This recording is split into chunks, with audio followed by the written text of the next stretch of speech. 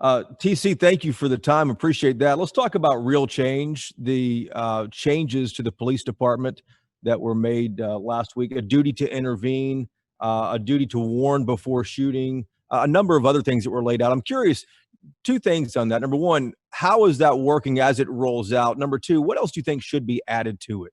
Well, I think, first of all, thank you for giving me an opportunity to talk about real change.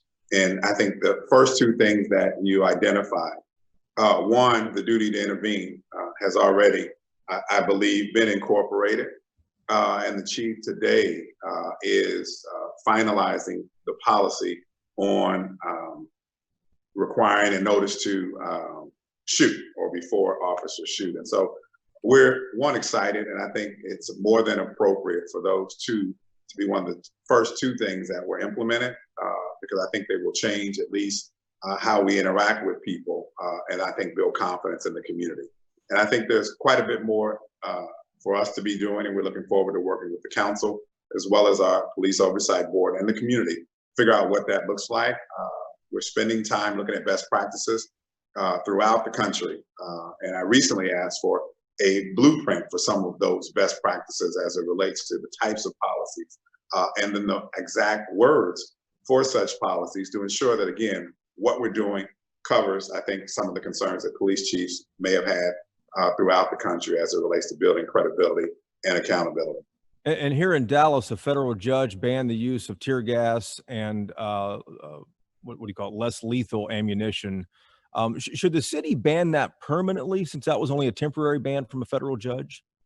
I think that will be one of the many issues as we've committed to reviewing all of our uses of force and even our management and handling of protests. So I believe all things are currently on the table, and I think we're willing to look at those, and the chief, her team, as well as our oversight board will begin the review of that to see if, in fact, if there is some permanent nature to any of those things. I want to ask you about a story that we had on last night about Battalion Chief Alan Springer and a remark he made on Facebook that some people inside Dallas Fire Rescue said was a racist remark. Two associations and a councilman now say that he needs to be terminated. I'm curious whether he should be disciplined in your view or whether he should be terminated in your view. Well, I have not seen the specific post. I've heard about it through the various chains in my organization. And so those are the decisions that the police, in this case, the fire chief will need to make. And there's a process for that internal review. And I'll reserve judgment, quite honestly, until, in fact, that review is done and then determine if, in fact, one, it was appropriate and or if it needed to go further. So again, having not seen it, but understanding that there is a fire chief, I'll allow that individual, Mr. Artist, to go through his normal processes of review. Out of curiosity, how long is a process like this? I'm not quite sure. This may be cut and dry and not have to take that long of a time, but I'm not sure. Quite honestly, I couldn't give you a timeline. And I guess the bigger question a lot of people have is how do you as city manager help to root out racism, both at Dallas Fire Rescue and at DPD? You know, quite honestly, this is a big city. We've got 13,000 employees.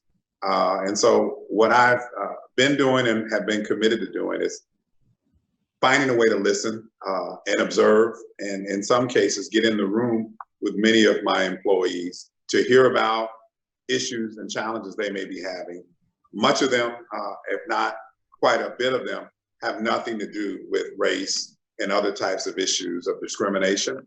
But I do believe as we evolved over this last 2 or 3 weeks, we're going to make sure we're having some intentional conversations around that issue so that people can feel comfortable talking through them, particularly if there's something that they've been worried about or has been a concern. But it is definitely, as I've done this job here in Dallas for 3 years, we were very committed to doing that in the other places that I was working for, maybe not even as a city manager, but it's important that you give people an opportunity to talk about the issues, particularly as it relates to the communities talking about them. So we need to do that with our own workforce.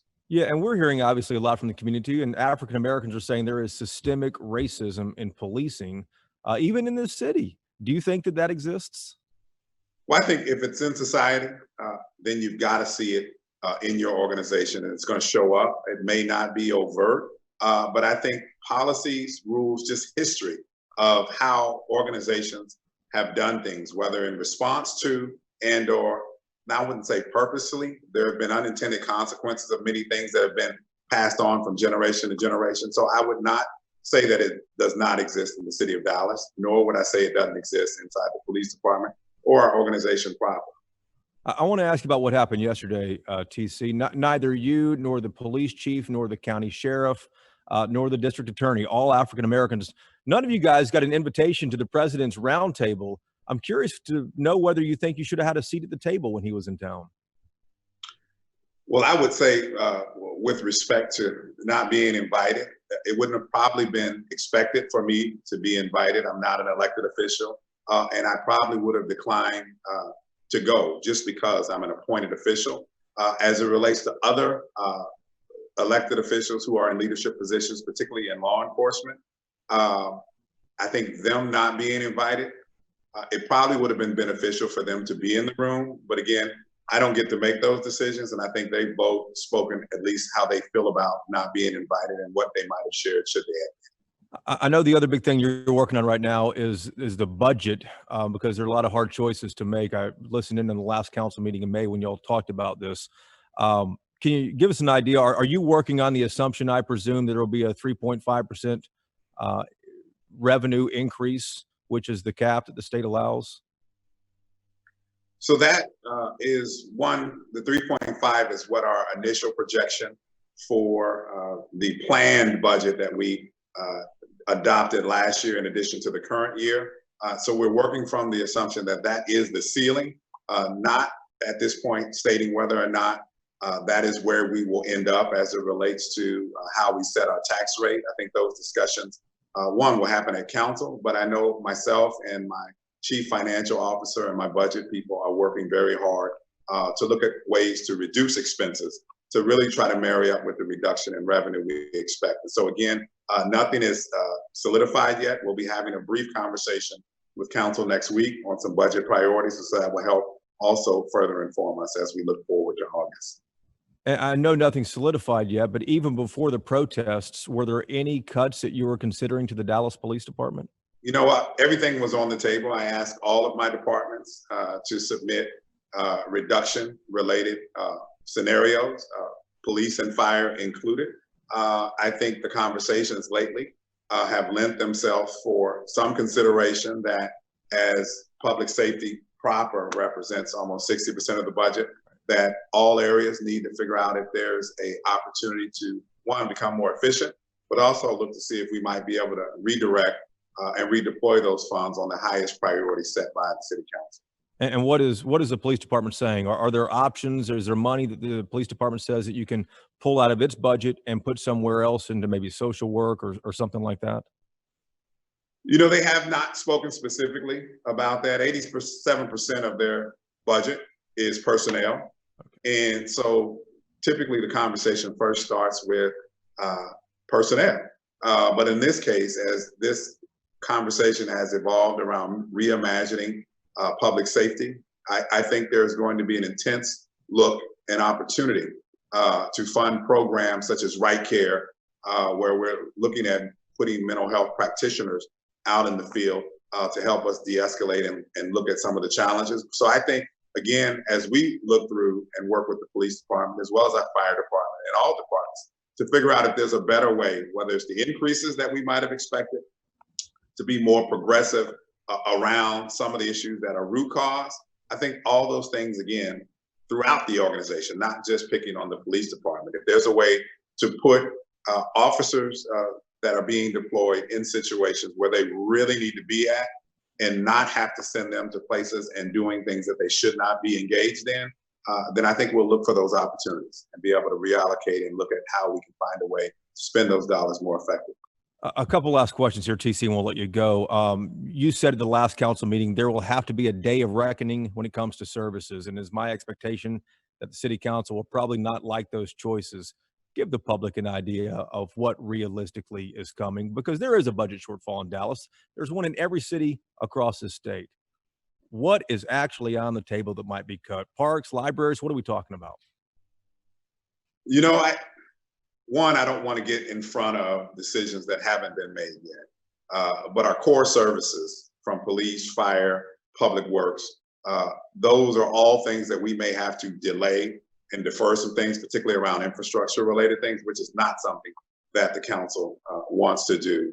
But as we look through it in our entirety, whether that's Parks and Rec, libraries, you know, other infrastructure, water, sewer, everything that we've got going on, we're going to look at it through an equity lens and figure out and ensure that whatever impacts we do have to have on any of those services, that we don't end up inflicting more harm than good, even though all decisions that result in service reductions are not good.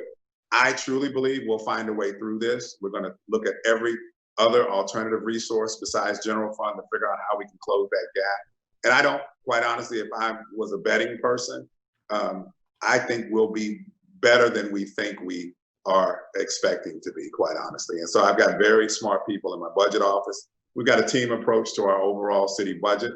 I do believe we'll do our very best to mitigate a real calamity when it comes to budget. All right, TC, fingers crossed on that. Appreciate the time, man. Thank you. I appreciate you. Have a good day. You too.